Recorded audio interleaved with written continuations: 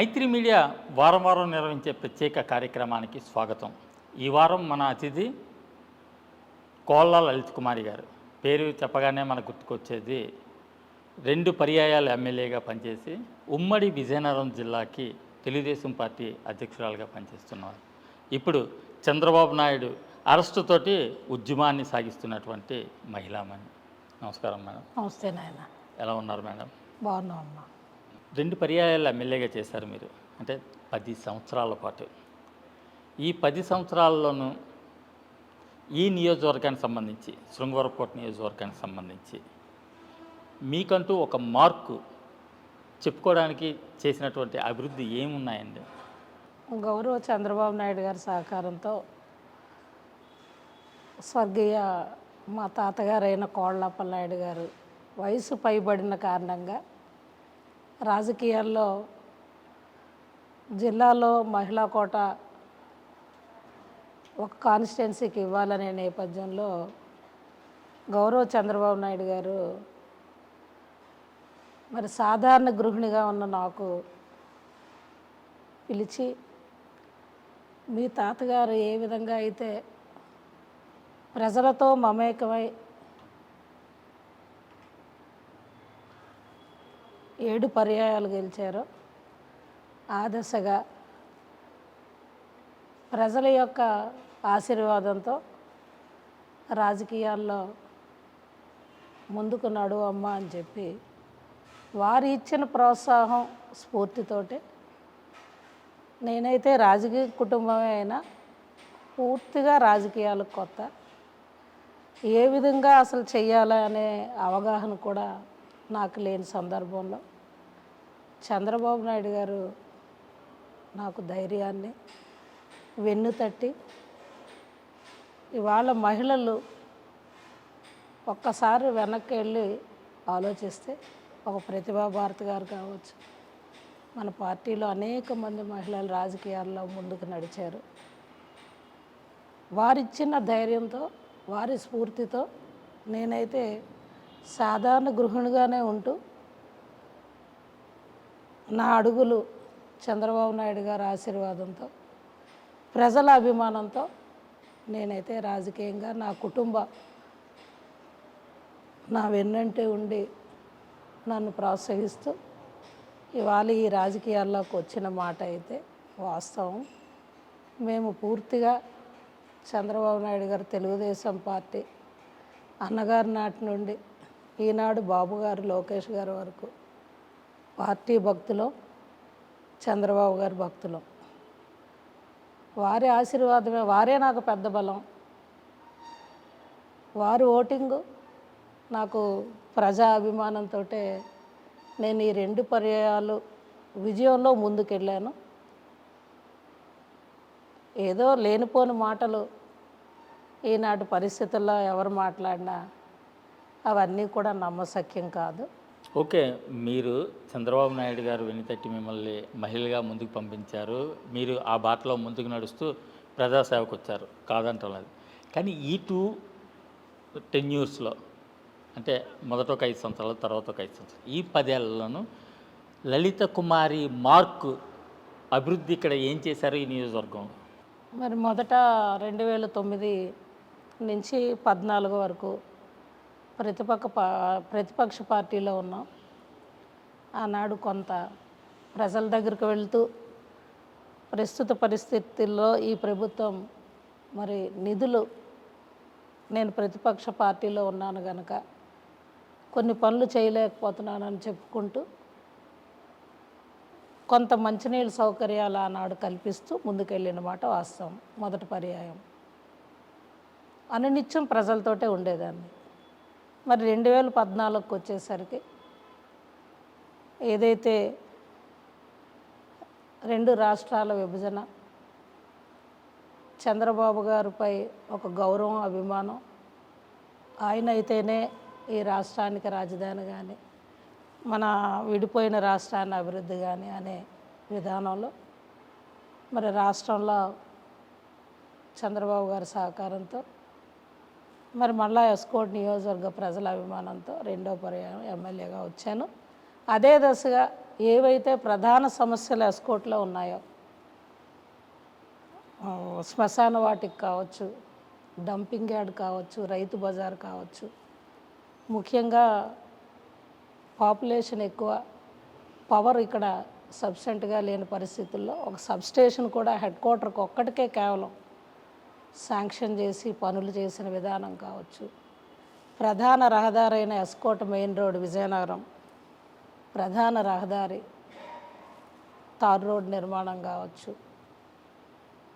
లేకపోతే మంచినీళ్ళ సౌకర్యాలు ఏదైతే పైలట్ ప్రాజెక్టు ఈ మండలంలో ఇంటింటికి కుళాయిల స్కీము చంద్రబాబు గారి సహకారంతో, ఆనాడున్న ఆర్డబ్ల్యూఎస్ లోకేష్ బాబు గారి సహకారంతో ఈ మండలం ప్రతి పంచాయతీకి మనం మంచినీళ్ళు ఇచ్చిన పైలట్ ప్రాజెక్ట్ విధానం కావచ్చు. మరి అదేవిధంగా నియోజకవర్గంలో ఎక్కడెక్కడైతే మంచినీళ్ళు ఆనాటి పరిస్థితుల్లో ఉత్తరాపల్లి ఎస్కోట్లో చేయలేని పనులన్నీ చాలా మటుకు గ్రామాల్లో పూర్తిగా కూడా ఎక్కడ తార్ రోడ్ లేదు అనే విధంగా తార్ రోడ్లు వేయగలిగాం నియోజకవర్గం అంతా. అదేవిధంగా గిరిజన గ్రామాలు ముఖ్యంగా ఎన్నో ఏళ్లగా వాళ్ళకి గ్రామాలకు రోడ్లు లేని గ్రామాలకి కొండగొంగపూడి పంచాయతీ కావచ్చు, వేపాడ మండలం వీలుపర్తి పంచాయతీలు కావచ్చు, గిరిజన గ్రామాలు మీరు వెళ్ళి చెక్ చేయొచ్చు.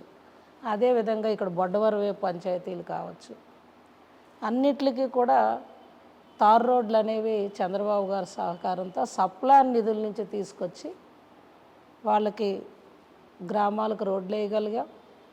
అదేవిధంగా మంచినీళ్ళ సౌకర్యాలు కూడా సోలార్ సిస్టమ్ ద్వారా అప్లాండ్స్ ఏరియాస్కి కూడా గిరిజన గ్రామాలకు మంచినీళ్ళు ఇవ్వగలిగాం. మౌలిక వసతులు అన్నీ కల్పించగలిగాం. పంచాయతీ బిల్డింగ్లు, అంగన్వాడీ బిల్డింగ్, పూర్తిగా అన్ని సంక్షేమ పథకాలు ఆలోచిస్తే 2000 కోట్ల పైన ఈ కాన్స్టిట్యున్సీకి మరి వాళ్ళు ఇచ్చిన అభిమానానికి వాళ్ళ గౌరవానికి తగ్గట్టుగా మరి పరిగెత్తి చంద్రబాబు గారితో ఇతర నియోజకవర్గాల కంటే కూడా బడ్జెట్ ఎక్కువ ఇక్కడ ఇవ్వగలిగాం. సిమెంట్ రోడ్లు వేయగలిగాం, డ్రైన్స్ కట్టగలిగాను, అంటే టోటల్గా ఫస్ట్ ఇరిగేషన్కి చేయగలిగాను. టెన్యూర్లో లలిత్ కుమారి గారి మార్కు కనిపించింది అంటారు. అది వాస్తవం. చంద్రబాబు గారి సహకారంతో ఈ బడ్జెట్ అంతా వేయగలిగాను. హాస్టల్స్ ఎన్నో ఏళ్ళ నుంచి బాయ్స్ ఎస్సీ ఎస్టీ హాస్టల్స్ లేవు ఇక్కడ, ఆ బిల్డింగ్స్ కట్టగలిగాను ఇక్కడ ఎస్కోట్లో.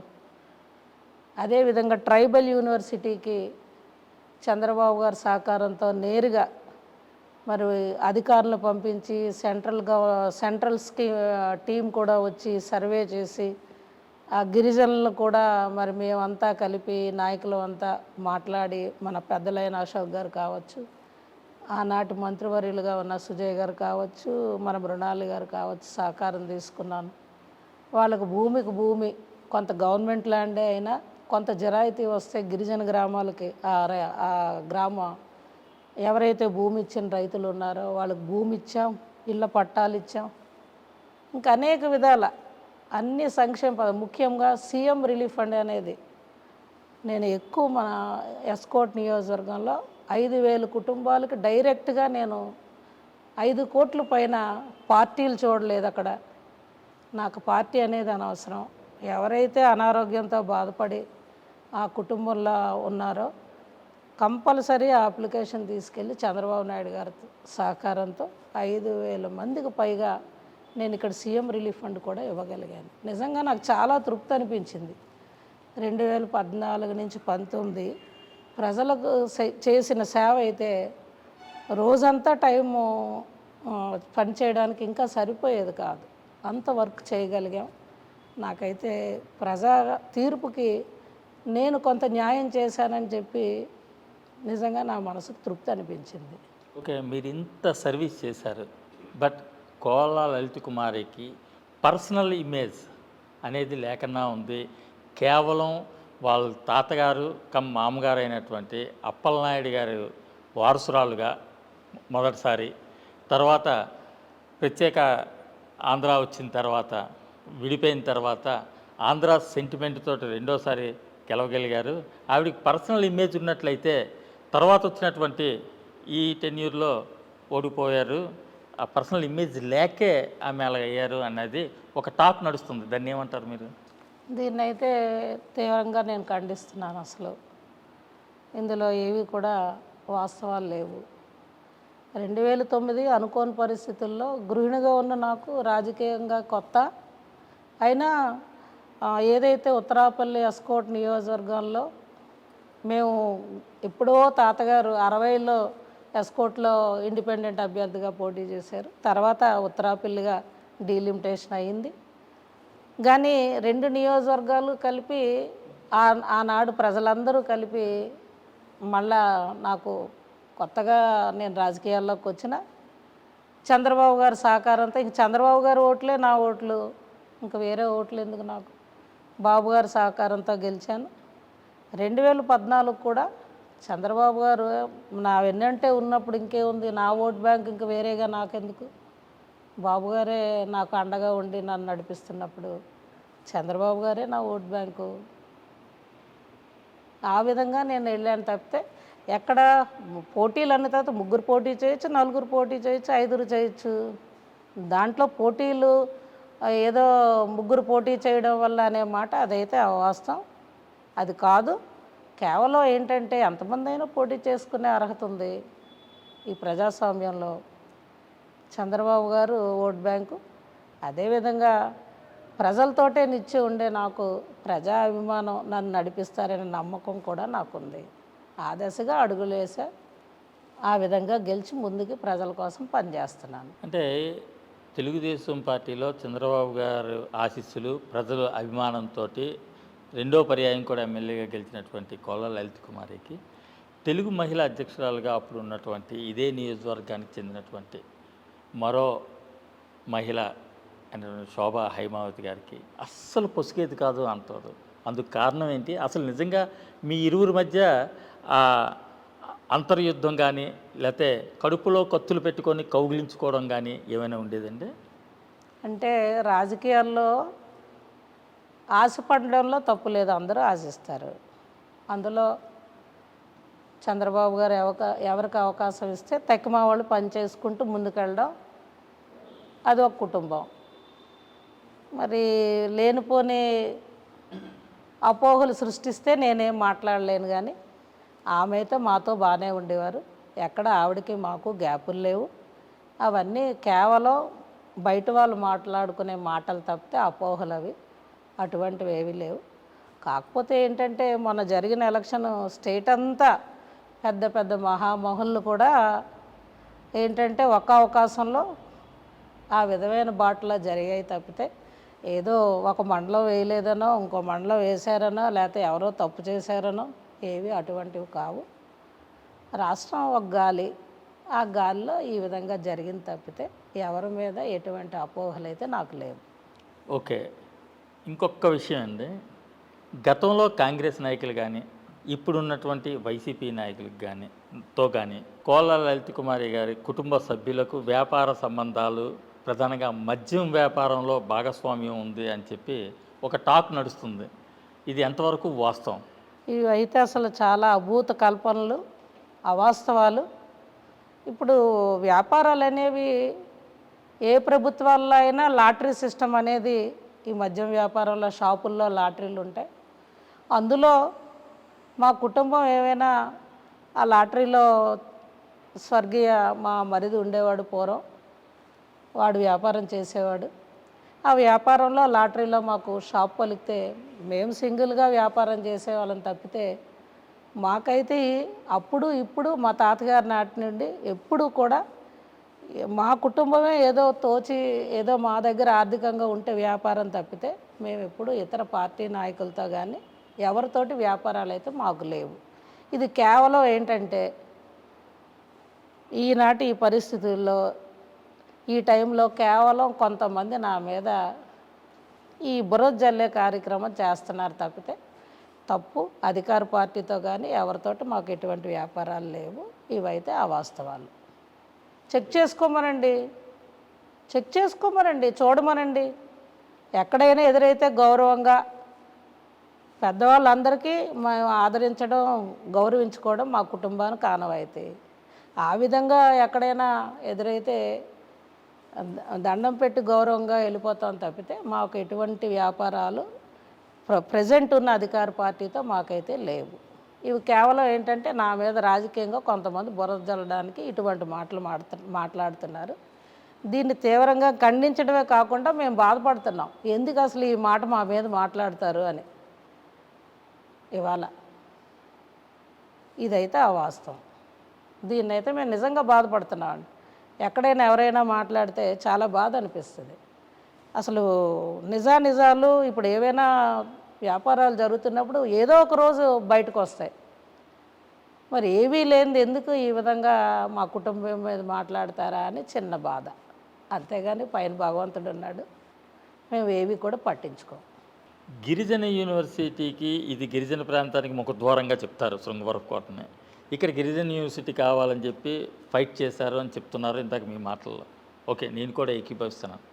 కానీ అదే గిరిజన యూనివర్సిటీ భూముల నుంచి లలిత్ కుమారి తన అధికారాన్ని దుర్వినియోగం చేస్తూ రియల్ ఎస్టేట్ వ్యాపారం చేశారన్నటువంటి ఒక వార్త హల్చల్ అవుతుంది. ఒక అభియోగం లలిత్ కుమారి గారి మీద ఉంది. దాన్ని మీరు ఏ విధంగా స్వీకరిస్తారు? దీన్నైతే నేను తీవ్రంగా ఖండిస్తున్నాను.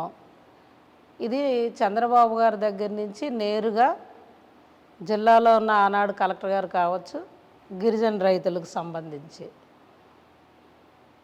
ఆనాడు చంద్రబాబు గారి దగ్గర నుంచి ప్రతిపాదనే నేరుగా అధికారుల సహకారంతో తీసుకొని సర్వే చేసి ఇచ్చిన రిపోర్ట్ తప్పితే నా మీద కేవలం బురద జల్లడానికి ఈ మాట మాట్లాడుతున్నారు. కానీ ఎక్కడైనా చూపించమనండి, ఒక సెంటు భూమి ఉందేమో నాకు, ఎక్కడ ఏవైనా. అలాగనే నాకు బినామీలు కూడా ఏం లేవు. వీళ్ళు తప్పుగా కేవలం ఏంటంటే కావాలని నా మీద మాట్లాడుతున్నారు. కానీ ఇదంతా కూడా కేవలం బురద జల్లడానికి మాత్రమే మాట్లాడుతున్నారు.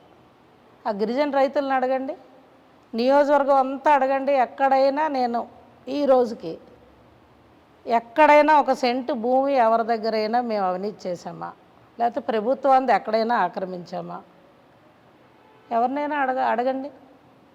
ఇది నేరుగా గిరిజన యూనివర్సిటీ చంద్రబాబు గారి దగ్గర నుంచి నేరుగా కలెక్టర్స్ ద్వారా ఆనాటి ప్రతిపాదన. ఇదే కాదు, పతంజలి కూడా చంద్రబాబు గారు నేరుగా జిల్లా కలెక్టర్ గారి సహకారంతో రైతులకు డైరెక్ట్గా వాళ్ళ అకౌంట్లకే డబ్బులు వేసే పరిస్థితి.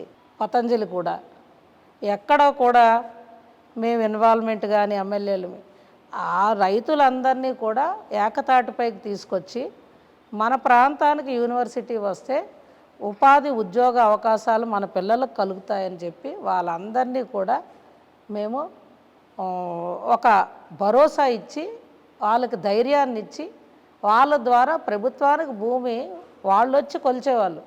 ఆ విధంగా చేశాను తప్పితే కానీ మరి ఈనాడు ప్రభుత్వంలాగైతే మేము ఎవరూ వ్యవహరించలేదు. నాకు ఎక్కడ కూడా ఎవరితోటి నాకు ఏ రోజు సంబంధాలే లేవు. ఏ రెవెన్యూ ఆఫీసర్ను కూడా నేను ఏ రోజు ఇవాళ ఏమొచ్చాయని కానీ లేకపోతే ఏ ప్రతిపాదనలు మీరు ఎక్కడెక్కడ ఏవైనా ఏం చేస్తున్నారు కానీ ఏ రోజు అడిగిన దాఖలాలు కూడా లేవు. మీరు అడగచ్చు. ఈ భూసేకరణ అయితే చేయగలిగారు, కానీ గిరిజన యూనివర్సిటీని ఈ ప్రాంతంలో తీసుకురావడంలో మీరు విఫలమయ్యారు కదా. ఎందుకు విఫలమయ్యాం? మేము కాంపౌండ్ వాళ్ళు కూడా చంద్రబాబు గారు కేంద్రం సహకారంతో 10 కోట్ల పనులు ప్రారంభించాం. అందులో లెవెల్ చేయడానికి ఇంకా నిధులు చాలకపోతే ఎన్ఆర్ఈజీస్ కూడా పెట్టి 2 కోట్లు మేము కొండ లెవెల్ చేయడానికి కూడా మేము బడ్జెట్ ఇక్కడ జిల్లా నుంచి కూడా తీసుకొచ్చి పెట్టాం. దానికి కాంపౌండ్ వాళ్ళకి మన ఆనాటి మంత్రివర్యులు కూడా వచ్చి కొబ్బరికాయ కొట్టారు, శిలాఫలకం కూడా ఉండేది. మా ప్రాంతానికే అన్నీ కూడా ఎంతో ఏజెన్సీకి అరకుకు ముఖద్వారమైన ఎస్కోట్కి నిజంగా ఏవైతే ట్రాన్స్పోర్ట్ సౌకర్యాలు కావచ్చు, లేకపోతే ఇతర ప్రభుత్వ రైల్వే సౌకర్యం కావచ్చు, బస్ స్టేషన్ అన్నీ కూడా ఆనాటి ప్రతిపాదనలో అనుకూలంగా ఉండబట్టి శాంక్షన్ ఇవ్వగలిగారు. మా దురదృష్టం ఏంటంటే ఈ ప్రభుత్వాన్ని నేను విమర్శ చేయకూడదు కానీ చెయ్యాలి. ఈ ప్రభుత్వం జగన్మోహన్ రెడ్డి గారికి ఇక్కడున్న స్థానిక ఎమ్మెల్యేకి, అసలు స్థానిక ఎమ్మెల్యేకి నిద్ర ఎలా పడుతుంది? అంత మంచి యూనివర్సిటీని పక్క నియోజకవర్గాలకు ఇవ్వడం ఏంటి? గతంలో మేము చేస్తే ఆయన ఇవాళ దాన్ని ముందుకు నడిపించకూడదని ఏమైనా బాండ్ పేపర్ ఏమైనా తీసుకున్నారా? ఆయన చెయ్యొచ్చు కదా అభివృద్ధి సంక్షేమ కార్యక్రమాలు. గత ప్రభుత్వాలు ఎన్నో ఏళ్ల నుండి ఉన్న ప్రభుత్వాలు నడుస్తూ సంక్షేమాలు నడిపించిన ఈనాడు ఎందుకు ఈ ప్రభుత్వం ఇంత మొండి వైఖరితో వెళ్తుంది? జగన్మోహన్ రెడ్డి గారికి మనసు ఎందుకు చలించలేదు? మా ప్రాంతానికి ముఖ్యంగా మా అశోక్ గారు ఆ, ముందు కురపాం వారి ఆస్తుల్లో ముందు చూడడం జరిగింది మా టైంలో. అక్కడ అనుకూలంగా లేదని చెప్పి ఇక్కడికి ప్రతిపాదన ఇవ్వడం జరిగింది ఆనాడు. అది గిరిజన గ్రామాల మధ్యలో. మరి ఎమ్మెల్యే గారికి చలనం లేదు, ముఖ్యమంత్రి గారికి మంచి మనసు లేదు, పక్క నియోజకవర్గాలకు ఇచ్చేశారు. అంటే చంద్రబాబు గారు చేసిన శాంక్షన్ ఏది ముఖ్యమంత్రి గారు చేయకూడదని అనుకుంటారు. మరి ఎమ్మెల్యే గారికి ఏమో దేని మీద అవగాహన లేదు, ఎందుకంటే ఎన్ఆర్ఐ ఎమ్మెల్యే గారు కదా, ఆయనకు దేని మీద అవగాహన ఉండదు. ఇప్పుడు చూసిన ప్రజలు కూడా నీ పేరేంటని అడుగుతారు. మా నియోజకవర్గం చేసుకున్న దురదృష్టం. చంద్రబాబు నాయుడు గారు ముఖ్యమంత్రిగా ఉన్నప్పుడు ముఖ్యమంత్రి సహాయ నిధి నుంచి కానీ లేదా రాష్ట్రంలో అన్ని నియోజకవర్గాల కంటే మెరుగ్గా శృంగవరపుకోట నియోజకవర్గానికి నిధులు తెచ్చి అభివృద్ధి చేశానని చెప్పి అది నా మార్క్ అని చెప్పి మీరు చెప్పినటువంటి పరిస్థితి. మరి శృంగవరపుకోట నియోజకవర్గంలో ఒక చిన్న చిన్న సమస్యలు లైక్ కలింగడ్డ లాంటివి ఎందుకు మీరు విఫలమయ్యారు చేయడంలో? ఆ కలింగడ్డకు కూడా ఇరిగేషన్ ప్రాజెక్టులో శాంక్షన్ తేవడం జరిగింది ఎస్కోట్ టౌన్లో. అది ఎన్నో ఏళ్ళు మా అందరి కళ. అసలు వాస్తవానికి మాకు వచ్చిన ఇబ్బంది అంతా ఏంటంటే తక్కువ ప్లేస్లో ఈ టౌన్లో పాపులేషన్ ఎక్కువ, ఇల్లులన్నీ దగ్గర దగ్గర కట్టుకోవడం జరిగింది. ఆ గడ్డ ఏంటంటే పైనుంచి ముందు మేము క్లీన్ చేసుకొని రావాలన్నమాట. ఈ కుటుంబాలు కట్టుకుని ఇంట్లకి కొన్ని ఫెసిలిటీస్ లేక ఆ కళింగడ్డకే అండర్ గ్రౌండ్ డ్రైనేజ్ సిస్టము కలిపివేయడం జరిగింది. దానికి వచ్చేసరికి జేసీబీలు పెడదామంటే ఎవరు కూడా కాంట్రాక్టర్ ముందుకు రాలేదు. ఎప్పుడు కూడా నీరు పారుతూనే ఉంటుంది, తడి ఆరదు. మరి ఈ టైంలో చేయలేమమ్మా, లేకపోతే అక్కడెక్కడో జిల్లాలకు వెళ్ళి చిన్న మిషనరీ తేవాలి అని చెప్పి కాంట్రాక్ట్స్ ఎవరు కూడా ముందుకు రాలేని కారణంగా కూడా కొంత పని చేయలేకపోయిన మాట. శాంక్షన్ అయితే తీసుకొచ్చాను, కానీ మిషనరీ అనేవి కొంత పెద్ద మిషన్స్ తోటి పని అవ్వదు. చాలా చిన్న సందుల్లోకి వెళ్ళాలి. చిన్న సందుల్లోకి వెళ్ళాలంటే చాలా చిన్న మిషనరీ అది ఈ మాకు ఉన్న ఈ విజయనగరం ఈ చుట్టుపక్కల జిల్లాల్లో దొరకవని ఇలా కాంట్రాక్ట్స్ కాలయాపన చేస్తూ ఎప్పుడు నీళ్ళు అక్కడ తడి ఆరదని ఆ విధంగా కాలయాపన జరిగింది తప్పితే నా దృష్టి అయితే కలింగడ్డ మీద లేకపోవడం అనేది కాదు. గెలిచిన వెనకాతల శాంక్షన్ తీసుకొచ్చాను. కాకపోతే ఆ పనిచేసే విధానంలో నూతన మిషనరీని అనేది మేము తెచ్చుకోలేక పనే ఆగింది తప్పితే మరి ఈ 5 ఏళ్ళు కొత్త ప్రభుత్వం వచ్చింది, ఏం పని చేయలేకపోయారా? మా మీద ఎందుకు నిందేయడం? అధికారంలో చాలా బడ్జెట్ తీసుకొచ్చామని గొప్పలు చెప్తున్నారు కదా, ఏం పని చేయొచ్చు కదా. ఇవాళ ఈ ఎస్కోట్ నియోజకవర్గం నిజంగానే నేను చెప్తున్నాను, నాకంటే అభివృద్ధి చేశారేమో ఈ 5 ఏళ్ళు చూపించమనండి ఇప్పుడు ప్రజెంట్ ఉన్న ఎమ్మెల్యేని. ఈ పని మేము చేయలేకపోయాం, ఆయన మిషనరీ తీసుకొచ్చి చేయించవచ్చు కదా, వద్దని ఎవరు కూడా అనలేదు కదా. వీళ్ళకి ఏది చేత కాదు, మళ్ళీ నేనే వచ్చి చేయిస్తాను నూతన మిషనరీతో, అది తథ్యం. ఓకే మేడం, మీ కాన్ఫిడెన్స్కి నాకు కంగ్రాట్స్. అలాగే ఇంకో విషయం మాట్లాడుకుందాం. ఇప్పుడు వీటి నుంచి కొద్దిగా పక్కొద్దాం. మహిళా బిల్లు. మహిళలు మరింతమంది రాజకీయాలు చేయడానికి, రాజ్య పాలనకి, చట్టసభలకు వెళ్ళడానికి అవకాశం కల్పించవచ్చు బిల్లు. ఈ బిల్లు మీద మీ కామెంట్ ఏంటి? అంటే సగభాగం మహిళలు అన్ని రంగాల్లో ఉంటే అన్ని విధాల దేశం, సమాజం, కుటుంబం అందరం బాగుంటాం అనేది ఇది వాస్తవం.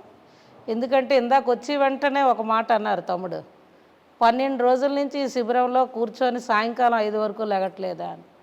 అదే మా మహిళా శక్తి, పట్టుదల ఎక్కువ మాకు. సాధించాలి అని అనుకుంటే మేము ఎంతటికైనా పట్టుదలతో మేము ఆ విషయంలో సాధించగలం. మరి ఈ మహిళా బిల్లులో కూడా ఇంకా చట్టసభల్లో అన్ని విధాలా ఇంకా ఎక్కువ మంది మహిళలు ఉంటే మేము పట్టుదలతో, పురుషులు చేయరని కాదు, పురుషుల కంటే పురుషులతో పాటు తోడుగా మేము కూడా ఎక్కువ మంది ఉంటే ఇంకా ప్రజా సేవ చేయడానికి, సమాజ అభివృద్ధి, కుటుంబ అభివృద్ధి దేశ అభివృద్ధి జరుగుతుందని అయితే నాకు నమ్మకం ఉంది. అందుకు దీన్ని నేను మహిళా బిల్లుల్ని నేను సంతోషంగా ఆహ్వానిస్తున్నా, అభిమానిస్తున్నా. ఓకే అండి. ఇప్పుడు మీ పార్టీ విషయానికి వద్దాం. మీ అధినేత స్కిల్ స్కామ్లో అడ్డంగా బుక్ అయ్యారు అని చెప్పి సిబిఐ చెప్తుంది. దీని మీద మీరు ఏమంటారు? ఇప్పుడు దీక్షలు చేస్తున్నారు, ధర్నాలు చేస్తున్నారు, ఆందోళనలు చేస్తున్నారు, కానీ ఆధారాలు ఉన్నాయని చెప్పి సిబిఐ చెప్తుంది. 2 గంటల వ్యవధిలో 120 ప్రశ్నలు మీ అధినేత మీద సంధిస్తుంది సిబిఐ. ఏం చేస్తామండి, దొంగోడు కళ్ళుకి అందరూ దొంగలాగానే కనబడతాడు. జగన్మోహన్ రెడ్డి గారు పెద్ద దొంగ, బెయిల్ మీద బయటకు వచ్చాడు. ఆయనకి ఎవరిని చూసినా అతను అనుకున్నది ఏంటంటే దొంగ అని అనుకోవడమే. ఎలాగో ఒకలో దొంగ అని ఒక మాట చేయాలని అతను అనుకున్నాడు. తప్పుడు కేసు బనాయించారు. ఈ స్కిల్ డెవలప్మెంట్ అనేది ట్రైనింగ్ ప్రోగ్రామ్ మా ఎమ్మెల్యేస్ అందరూ కూడా గత ప్రభుత్వంలో మేమందరం ఉన్నాం. అందులో ఎవరైతే విడిపోయిన ఈ స్టేట్ డివిజన్లో గవర్నమెంట్ జాబ్స్ ఇవ్వలేకపోతున్నామని, ఆదాయాలు కొంత తక్కువ ఉన్న కారణంగా మనం ప్రైవేట్ ఉద్యోగాలు పెట్టుబడులు తీసుకొచ్చి ఏవైతే కియో పరిశ్రమల దగ్గర నుంచి అనేక పరిశ్రమలకు చంద్రబాబు గారు రూపకల్పన చేశారో వాటిల్లో ఈ స్కిల్ డెవలప్మెంట్ ప్రోగ్రాం ద్వారా కొంతమంది చదువుకున్న యువతని ఈ స్కిల్ డెవలప్మెంట్ ట్రైనింగ్లో 6 నెలల్లో 8 నెలల్లో తీసుకొని ఆ ట్రైనింగ్ ప్రోగ్రామ్స్ అయిన తర్వాత ఎక్కడెక్కడైతే ఈ ఫ్యాక్టరీస్ ఉన్నాయో వాళ్ళ యొక్క ఎండీలు కానీ, సిఇఓస్ని కానీ, హెచ్ఓడీలు కానీ ఆ రోజు అక్కడికి రావడం, వీళ్ళకున్న స్కిల్లో ఎగ్జామ్స్ పెట్టి పాస్ అయిన వాళ్ళందరినీ కూడా అక్కడికక్కడ ప్రమోట్ చేయడం జాబ్స్లో జరిగింది. అందులో నా కాన్స్టిట్యున్సీ కూడా నేను ఎస్కోట్లో కాలేజీలకు ఇవ్వడం జరిగింది ఇక్కడ ఆ రోజుల్లో. అందులోనైతే ఎక్కడ అవినీతికి తావులేదు. స్కిల్ డెవలప్మెంట్ ప్రోగ్రాం అనేది ఆ మంత్రి గారి శాఖే కాదనలేదు, కానీ శాంక్షన్స్ కోసం ప్రపోజల్ చంద్రబాబు గారు ముఖ్యమంత్రి గారికి ఫైల్ పెట్టారు, అంతవరకే. కానీ బడ్జెట్ కానీ, కేటాయింపులు కానీ, జిల్లాలకు కానీ, స్టూడెంట్స్కి కానీ ఇవ్వాల్సింది ఆ సంబంధిత మంత్రి, అక్కడ ఉన్న ప్రభుత్వ అధికారులు. ఇందులోనైతే ఎక్కడ అవినీతి జరగలేదు, మా నాయకుడు ఎక్కడ తప్పు చేయలేదు. ఇది కేవలం ఏంటంటే చంద్రబాబు గారి మీద ఒక బురద జల్లాలి అని జగన్మోహన్ రెడ్డి గారి కళ. ఆ విధంగా తప్పుడు కేసు బనాయించారు. ఏం చేస్తామండి, 100 కాపుతే 150 అడుగుతారు, వాళ్ళ ఇష్టం. ఒక రింగ్ లాగా అధికారులందరినీ ఆయన గుప్పెట్లో పెట్టుకొని ఆడిస్తుంటే ఇది ఎవరికి తెలియదండి. చిన్న పిల్లాడిని అడిగినా నా డయాస్ దగ్గరికి వచ్చిన అమ్మాయి సంతకం పెడుతుంటే ఎందుకు పెడుతున్నామని అంటే చంద్రబాబు తాతయ్య బయటికి రావాలని, చంద్రబాబు తాతయ్యకి మేము తోడుండాలి. ఎందుకు తోడుండాలంటే మా భవిష్యత్తు ఆయన వస్తేనే బాగుంటుంది అన్నది. ఆ అభం శుభం తెలియలేని పిల్లలు నా డయాస్ దగ్గరకు వచ్చి చెప్పారు. అంటే ఇప్పుడు చంద్రబాబు గారి మీద ఎలాంటి తప్పుడు కేసు పెట్టారనేది ఇవాళ 5 కోట్ల మంది ప్రజలతో పాటు యువత, విద్యార్థులు, మహిళలు, రైతులు ఎవరు నోటంటూ విన్నా ఇవాళ తప్పుడు కేసు కేవలం కక్షతోటి చంద్రబాబు గారి మీద పెట్టాడు జగన్మోహన్ రెడ్డి. ఇదైతే వాస్తవం. ఇది చాలా తప్పుడు కేసు. ఆ వయసుకైనా ఆయన గౌరవం ఇవ్వాలి జగన్మోహన్ రెడ్డి గారు. ఎందరో ముఖ్యమంత్రులు చేసిన ఈ రాష్ట్రంలో బ్రిటిష్ వాళ్ళ తర్వాత వాళ్ళ అన్నగారు ఎన్టీ రామారావు గారు చేశారు, రాజశేఖర రెడ్డి గారు చేశారు, చంద్రబాబు గారు ప్రతిపక్ష నాయకులు, మేము ఎమ్మెల్యేలుగా ఉన్నాం 2009 హౌస్లో. ఏదో ప్రభుత్వాల గురించి మాట్లాడుకొని ఆనాటి పరిస్థితులు అసెంబ్లీలో మాట్లాడుకునేవారు, కానీ ఇలా వ్యక్తిగతంగా కుటుంబాల మీద మాట్లాడుకోవడం, ఇలా తప్పుడు కేసులు పెట్టడం, ఈ విధంగా సంస్కృతే లేదు. ఏ రోజు మన ఆంధ్రప్రదేశ్కి ఇది లేదు. అభివృద్ధి అంటే చంద్రబాబు గారు. ప్రజల కోసం 18 గంటలు ఎవరైనా కష్టపడ్డారు అంటే అది చంద్రబాబు నాయుడు గారు. ఇది చిన్న పిల్లల్ని అడిగినా ఇవాళ ఎందుకండి ప్రభుత్వ అధికారులు మాకు వ్యతిరేకత అయ్యారు, మేమేం తప్పు, చంద్రబాబు గారు ఏం తప్పు చేశారు, ఎక్కువ పని చేయిస్తున్నారనే కదా మన ఎన్నికల్లో మాకు అపజయం అయ్యాం. కనుక ఇవన్నీ తప్పుడు కేసు. ఇది రాష్ట్ర ప్రజలు తెలుసుకున్నారు. మీ నాయకుడు చంద్రబాబు నాయుడు అరెస్టు తర్వాత టోటల్ తెలుగుదేశం కేడర్లో అంతా నైరాశ్యం కమ్మిందని చెప్పేసి, అసలు ఆ నాయకుడు అక్కడ అరెస్ట్ అయ్యి రిమాండ్లో ఉంటే మీరు అందుకు తగ్గ పోరాటం ఇక్కడ చేయటం లేదు తెలుగు మహిళలు కానీ, తెలుగు తమ్ముళ్ళు కానీ అని ఒక ఆరోపణ అయితే వినిపిస్తుంది. దీనికి మీరు ఏమంటారు, ఎలా స్పందిస్తారు? ఇదైతే చాలా తప్పండి. మేమంతా కూడా ఎక్కడికక్కడ జగన్మోహన్ రెడ్డి గారు పోలీసు యంత్రాంగానికి ఒక మెసేజ్ ఇచ్చాడండి. ఆయన నాయకులందరినీ హౌస్ అరెస్టులు చేయమని. హౌస్ అరెస్టులు కొంత చేయడం. అయినా సరే మేము ఎదుర్కొని గోడలు దూకిన వాళ్ళు గోడలు దూకుతున్నాం, తప్పించుకున్న వాళ్ళు తప్పించుకుంటున్నాం. అందరం మా నాయకుడి గురించి మేమంతా కూడా పోరాటానికి బయటకు వచ్చాం. ఇదైతే అవాస్తవాలు. కేవలం ఏంటంటే మా మీద ఇంకా ఈ విధంగా కూడా మాట్లాడాలి అని చెప్పి మమ్మల్ని ఇబ్బంది పెట్టాలి అని, అంటే మాకు ధైర్యం లేకుండా చేయడానికి ఇదొక డ్రామా. జగన్మోహన్ రెడ్డి గారు సైకో ముఖ్యమంత్రి గారు కదా, ఆయన ఏం మాట్లాడతాడో ఆయనకు తెలియదు. లేకపోతే ఈ ప్రజాస్వామ్యంలో ఎవరైనా ప్రజాస్వామ్యంలో స్వతంత్రంగా బయటికి వెళ్ళే హక్కు మా అందరికీ ఉంది. ఇవాళ మమ్మల్ని అందరినీ కూడా ఈ విధమైన ఇబ్బందులు పెట్టడం ఇది ఎంతవరకు సమంజసం? ఆయన ఈ విధంగా కానీ చేయగలిగితే రాష్ట్రంలో పాదయాత్ర చేసేవారా? చంద్రబాబు నాయుడు గారు కానీ మా ఎమ్మెల్యేలు కానీ మా ప్రాంతాల వైపు నుంచే వచ్చారు. ఎవరూ కూడా ఎటువంటి ఇబ్బందులు పెట్టలేదే. శాంతియుతంగా ప్రతిపక్ష పార్టీ నాయకుడు వెళ్తున్నాడని చెప్పి అందరం కూడా ఎక్కడికక్కడ క్యాడర్ అందరం కూడా ఎవరు ఎటువంటి పొరపాట్లు కూడా ఎక్కడా జరగకూడదని చెప్పి మేమందరం కూడా ఆనాడు నడిచామే. ఇవేవి గుర్తులేవు జగన్మోహన్ రెడ్డి గారికి. ఇవాళ మా నాయకుడికి ఒక సైకోలాగా ఒక తప్పుడు కేసు బనాయించి ఈ వయసులో మీకు ఎలాగా మీ కుటుంబం మీ అమ్మని చెల్లిని నువ్వు చూడవు, పక్క రాష్ట్రానికి పంపించావు పొమ్మని. ఆ తండ్రి చూస్తే చనిపోయిన రోజే డెడ్ బాడీ దొరకలేనప్పుడే రాజకీయంగాను ఎమ్మెల్యేలు అందరితోటి సంతకాల సేకరణ, ముఖ్యమంత్రిగా నాకు కుర్చీ ఇవ్వండి అని ఆనాడే ఎంతో రాష్ట్రాలను అతలాకుతలం చేశా ఆనాడే.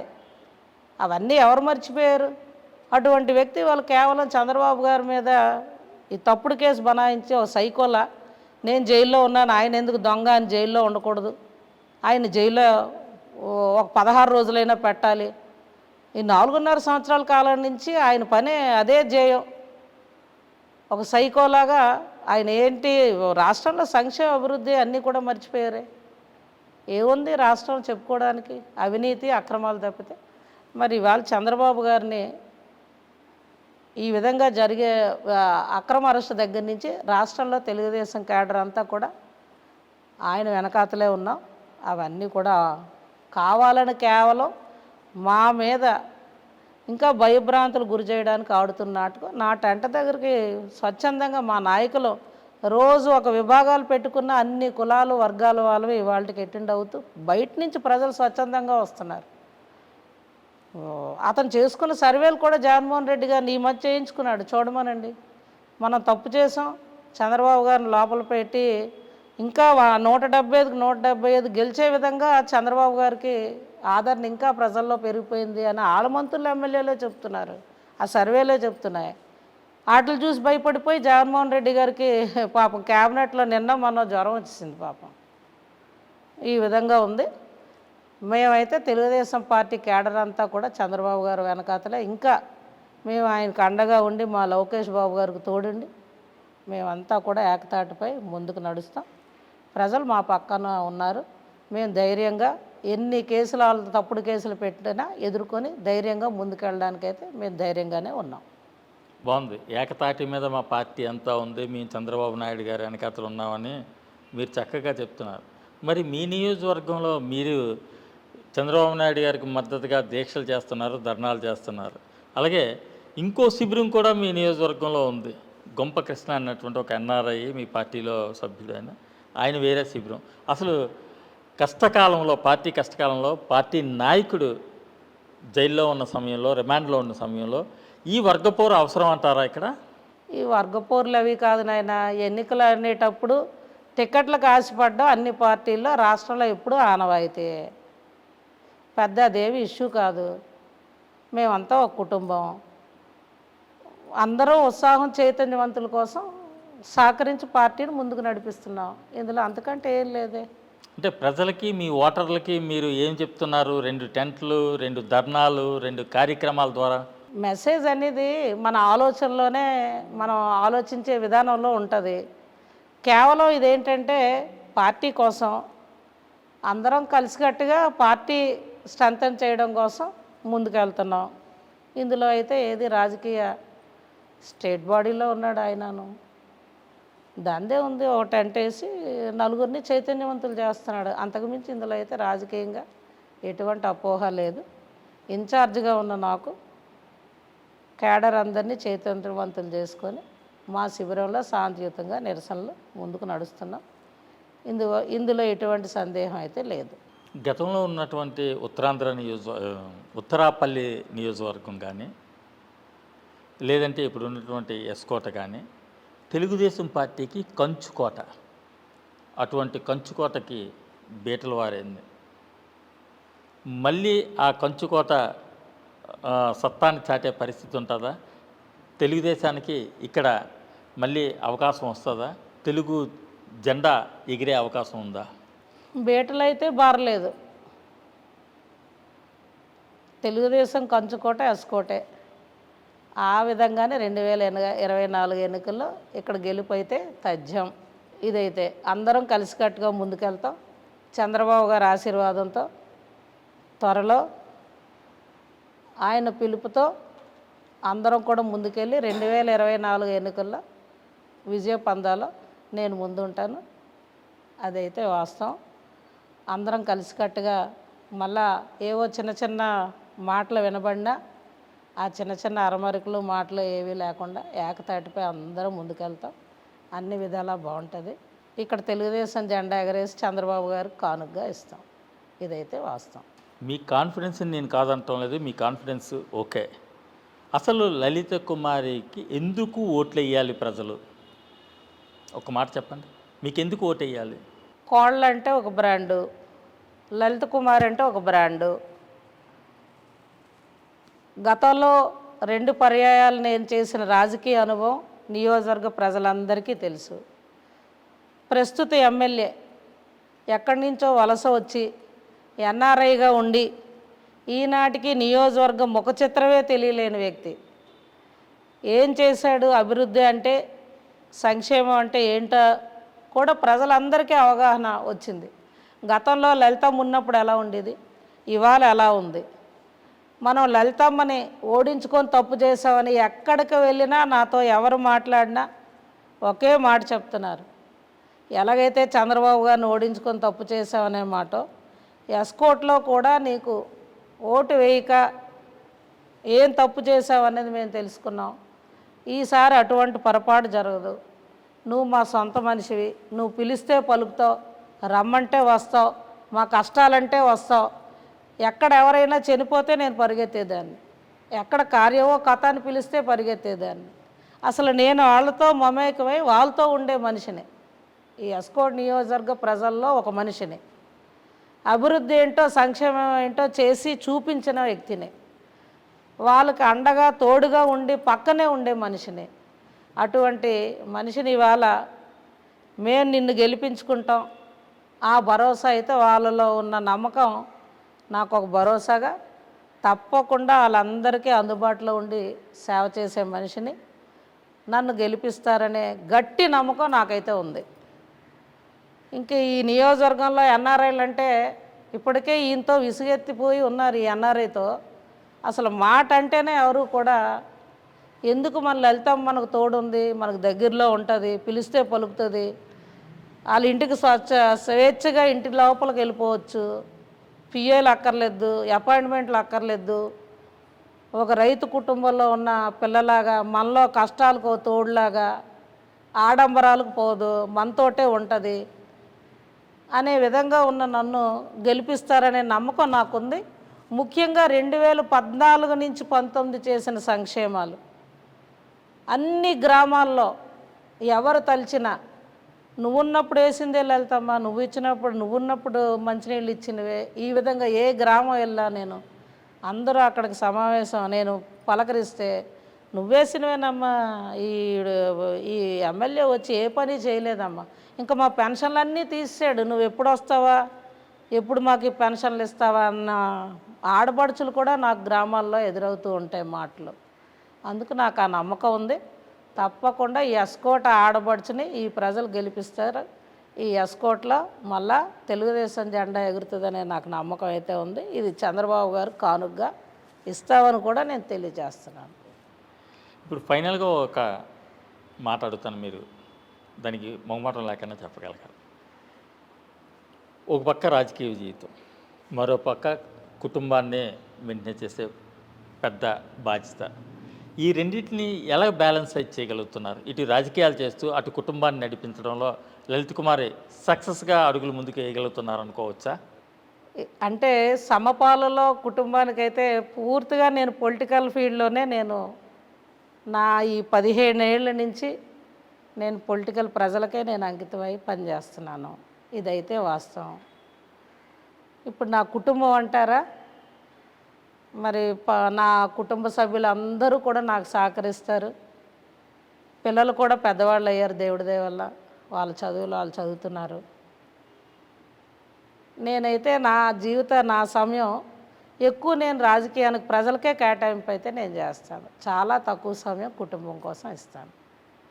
ఎందుకంటే కుటుంబానికి కొంత కేటాయింపు ఒక విధంగా తృప్తి అయినా ప్రజలకు సర్వీస్ ఇచ్చిన అంత తృప్తి ఇంకేది కూడా రాదనేది నాలాంటి దానికి ఒక నమ్మకం, ఒక ఇష్టం. ప్రజలతో ఉంటే 4 సమస్యలు తెలిస్తే వాళ్ళకి ఏవో ఒక న్యాయం చేయాలి, పని చేయాలి, వాళ్ళకు తోడుండాలి అనేది నేను ఎప్పుడూ ఉదయం లేచి ఆలోచించే నా కాలచక్రం. మరి కుటుంబానికైతే కొంత తక్కువ సమయం కేటాయిస్తాను. అలాగని నన్ను ఎవరు కూడా కుటుంబంలో ఏ విధమైన ఇబ్బందులు కూడా ఎవరు పెట్టరు. నా కుటుంబం అంతా సహకరిస్తుంది. నా భర్త సహకరిస్తారు, పిల్లలు సహకరిస్తారు నాకు. మా కుటుంబం ఆడపిల్లలు సహకరిస్తారు. మా అమ్మమ్మ గారు, మా అమ్మమ్మ ఈనాటికి జనం మధ్యనే ఆవిడ కూర్చుంటుంది, పెద్ద ఆవిడ. చంద్రబాబు గారిని చూపిస్తే పోల్చుతారు, అల్లుడు ఎలాగున్నారని అడుగుతారు. 90 సంవత్సరాలు దాటిన వయసులో కూడా మాకు పార్టీ అంటే అంత ఇష్టం. మా కుటుంబానికి చంద్రబాబు గారు తెలుగుదేశం ఆ జెండా అంటే అంత ఇష్టం. మరి ఆ దశగా కూడా మా కుటుంబం నాకు ఎప్పుడు సహకరించుకొనే వెళ్తారు. ఎందుకంటే మేము అలాగా చంద్రబాబు గారు అన్నగారు మనుషులం. Thank you madam, thank you very much. నమస్తే నాయన.